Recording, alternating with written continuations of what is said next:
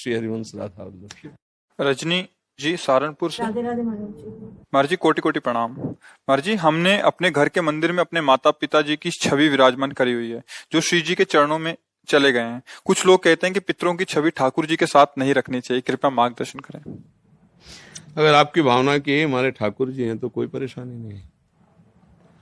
ठाकुर जी का रूप कैसा आपने मान लिया जैसा, सृष्टि कैसी आप जैसी देखो वैसी, समझ रहे ना भाई। एक पत्थर के टुकड़े में क्या है, कोई रूप है, कोई आकृति है, कोई उसमें।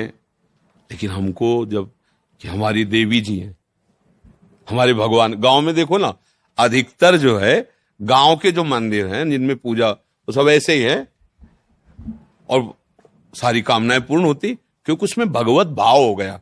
अच्छा, जयपुर से जहां जयपुर जोधपुर में श्री विग्रह तैयार किए जाते हैं वहां आप जाइए, पत्थर की शिलाओं को काट काट करके, मतलब हमने देखा है जैसे गोपाल जी की वो बड़ी छवि है ना पीतल की, तो ऐसे ऐसे दबा के रेती से ऐसे, अब वो जिस प्रक्रिया से तैयार कर रहे हैं, फिर इसके बाद जब अपने पंचामृत से स्नान करके अपने सिंहासन में विराजमान करते हैं तो हमें भाव आ जाता है ना, हमारे भाव से भगवान दिखने लगते हैं ना।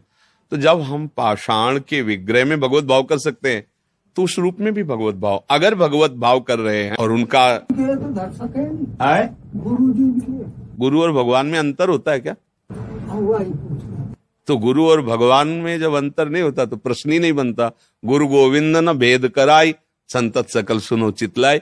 हम गुरु भगवान कहते हैं ना कि हमारे गुरुदेव भगवान से भी कहा है, मोते ही अधिक गुरु ही जी जानी, जाने संत अनंत समाना। तो गुरु और भगवान कहने को केवल दो है, वो तो एक ही। अगर हम किसी पांच भौतिक शरीर में केवल यही भाव रखते हैं कि ये हमारे माता पिता ही केवल हैं, तो भगवान के सिंहासन में ना रखो, कमरे में लगा लो, देखते रहो। और अगर ये है कि ये मंदिर है माता पिता का जो रूप, इसके अंदर भगवान बैठे हुए, तो वहीं भगवान का साक्षात्कार हो जाएगा। अलग से फोटो भगवान की विराजमान करो या ना करो, हमारी बात समझना। केवल अपने माता पिता की छवि लगाई और मेरे भगवान है, रोज सेवा करो, आपको भगवत प्राप्ति हो जाएगी। क्योंकि आप किसकी सेवा कर रहे हो? भगवान। तो असली माता पिता वही है ना। और अगर भगवान से हटकर भाव है तो फिर भगवान की विराजमान करो, उनको कमरे में विराजमान कर दो दर्शन करने के लिए कि भाई ये माता है, पिता है, चाचा है, ताऊ है, परिवार, वो बात अलग हो गई। और अगर सिंहासन में तो चाचा ताऊ नहीं बैठे, मेरे भगवान बैठे, मम्मी के रूप में, पापा के रूप में, वही थे, वही बैठे, हो गया काम। बस उनको जोड़ो, उनमें थे, उनमें है, उनमें रहेंगे।